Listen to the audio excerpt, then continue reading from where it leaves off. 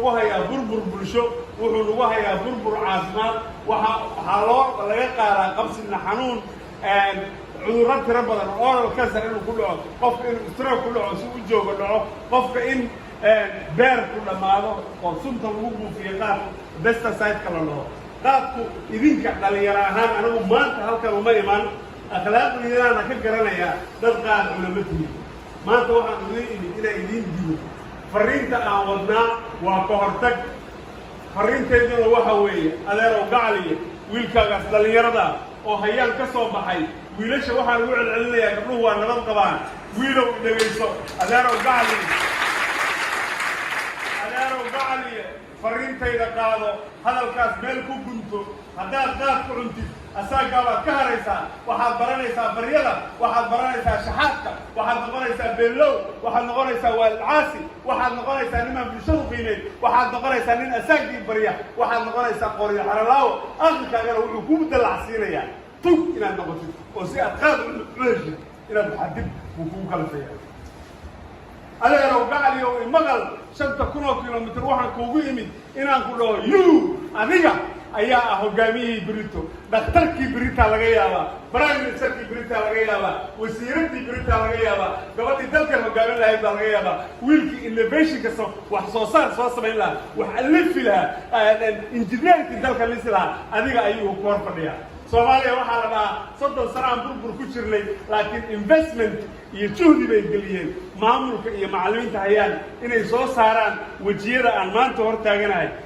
idinkana waxaa laydinka rabaa inaynaan samayn khaladaadkii aniga iyo kayrkay aan samaynay oo ah intaan qaad cunno inaan meelaha iska mardaafiyeyno bal eeg oo u fiirso adeer markaad dhalatay mid walba oo idinka mid ah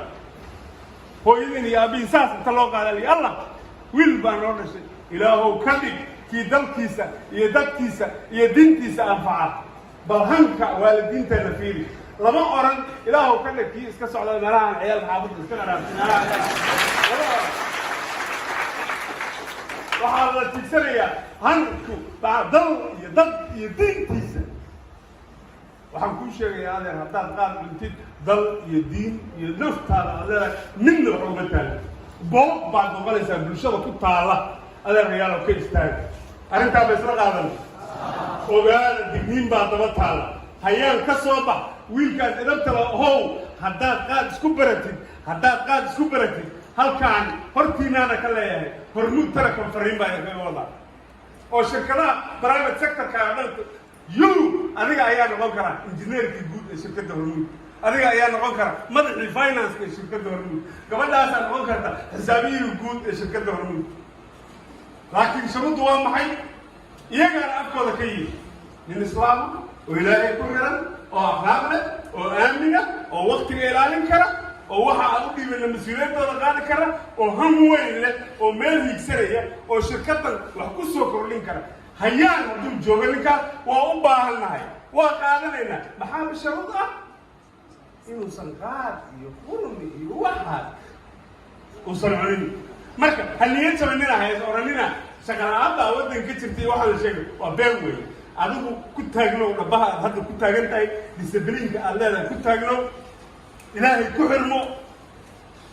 calafka iyo inta kalena ilaahay u daa waad helaysaa goolkaagana waad gaaraysaa waxaan rabaa inaan sii raaciyo marxaladda hadda waddanka lagu jiro waad aragteen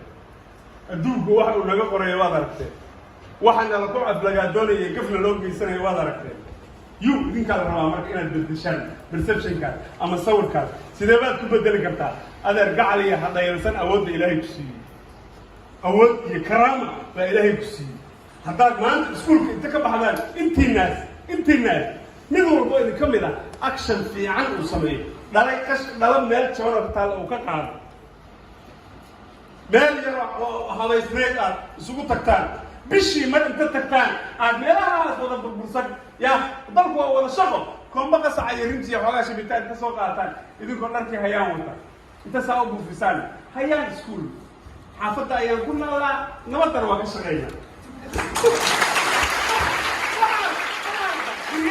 idinka ayaa alifi kara hayaan iskuul waxay kugu baaqaysaa nagala shaqeeya bilicda magaalada waana ardadii waxa samaynaya dadku waaweyn waxay leeyihin wallaahi dhalinyara ya waa tusaalayaal yaryar baan siinaya wadaniyada aamina waan aaminsanahay waana ku kalsoonahay inaynaan tahriib iyo waxaasa u socda ma nimankiina saa u socda ya dalkiina soo kuma kalsoonidin marka ku kalsoonaada waxaan kaloo weliba idinku